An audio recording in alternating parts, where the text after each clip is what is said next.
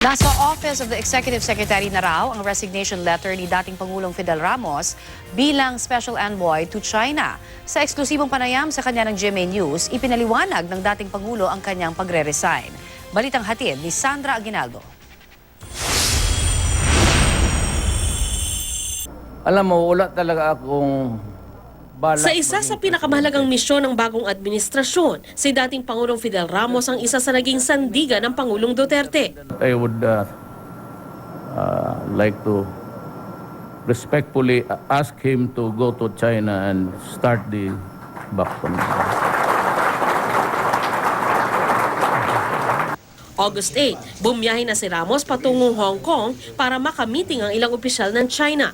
September 28, babiyahe sana muli si Ramos para sa ikalawang meeting nila ng kanyang Chinese contacts. Pero ayon sa mapagkakatiwalaang source sa kampo ni Pangulong Duterte, sinabihan si Ramos ng administrasyon na wag nang tumuloy. Direkta na kasing nakikipag-usap noon sa Pangulo ang ambassador ng China sa Pilipinas at unti-unti nang naikakasa ang state visit ng Pangulo sa China.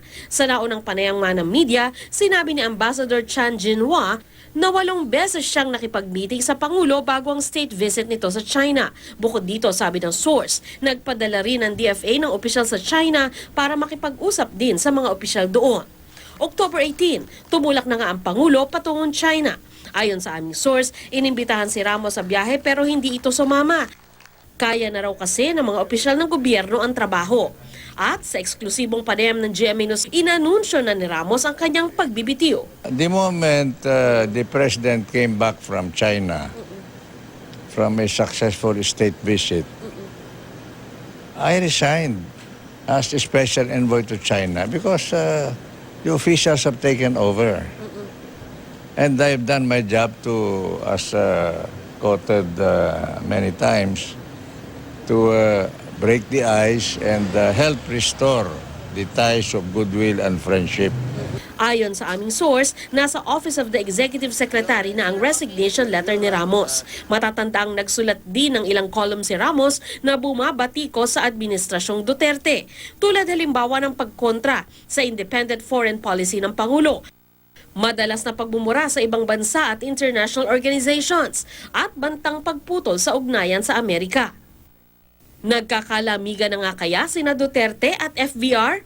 Walang dahilan kung na magkasamaan ng loob. Mas kailangan pa natin ngayon ang tulong ng ating dating Pangulo dahil marami pang trabaho ang dapat natin gawin at marami pa tayong mga proyekto, mga bilateral agreements with China. I still consider myself a part of the Duterte team, whether they like it or not. But I am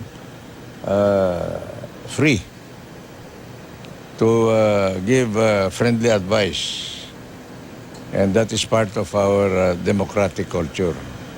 Sinabi rin ni Ramos sa panayam ng GMA News na ang puna niya sa administrasyon ay dapat ituring ng mga payo mula sa nakatatandang kapatid. Sandra Aguinaldo, GMA News.